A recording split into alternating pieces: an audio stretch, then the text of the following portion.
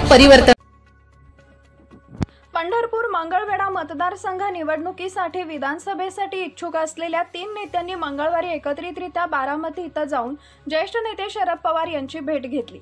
या नेत्यांनी यापूर्वीच विधानसभा निवडणूक लढवण्याची इच्छा व्यक्त केलेली आहे। या मतदारसंघातून उमेदवारीसाठी अनेक नेते शरद पवारांची भेट घेत आहेत, त्यामुळे पंढरपुरात तुतारीची उमेदवारीसाठी चुरस निर्माण झाली आहे। आता यातील तिघांपैकी उमेदवारी लॉटरी नेमकी कोणाला लागणार की नवीन चेहरा समोर येणार याची उत्सुकता आहे। पंढरपूरचे माजी उपनगराध्यक्ष नागेश भोसले, आरोग्यमंत्री तानाजी सावंत यांचे पुतणे अनिल सावंत, मोहिते पाटील समर्थक वसंत देशमुख, काँग्रेसचे नेते आदित्य फत्तेपूरकर, मंगळवेढ्याचे प्रथमेश पाटील, राष्ट्रवादीचे शहर अध्यक्ष चंद्रशेखर कोंडू बहिरी यांनी बारामतीमध्ये जाऊन शरद पवार यांची भेट घेतली। या भेटीचा तपशील समजू शकला नसला तरी सर्व नेत्यांशी पवारांची विधानसभा निवडणुकी संदर्भात चर्चा झाल्याची माहिती आहे।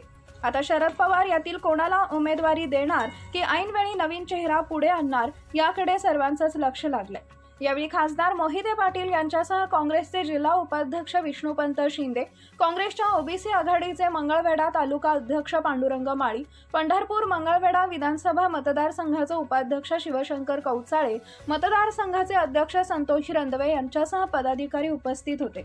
या सर्व नेत्यांनी एकाच वेळी भेटी घेतल्याने पंढरपूर मंगळवेढ्याचा उमेदवारीचा निर्णय झाला की काय अशी चर्चा आता रंगू लागली आहे। मोहिते पाटलांची भूमिका ठरणार महत्त्वाची। या भेटेवेळी माढ्याचे खासदार धैर्यशील मोहिते पाटीलही उपस्थित होते।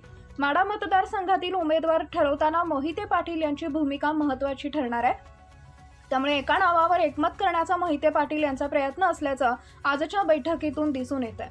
तुतारी नेमकी कोणाला मिळणार? उमेदवारीसाठी अनेक नेते शरद पवारांची भेट घेत आहेत, त्यामुळे पंढरपुरात तुतारीची उमेदवारीसाठी चुरस निर्माण झाली आहे।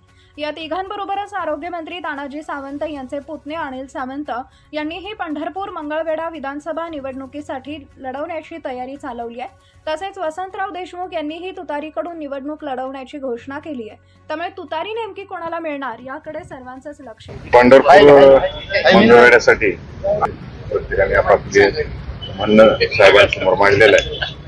तर जेव्हा महाविकास आघाडीचं सीट्स वाटप होईल त्यानंतर उमेदवार ठरवण्याच्या दृष्टिकोनातून या सर्व इच्छुकांच्या मधून एक उमेदवार निवडला जाईल। परंतु जे मायावर जेवढे इच्छुक आलेले आहेत त्या सर्वांनी साहेबांना हे आश्वासन दिलेलं आहे की साहेब जो उमेदवार देतील तो 100% निवडून आणण्यासाठी आम्ही सर्वजण मिळून प्रयत्न करतो।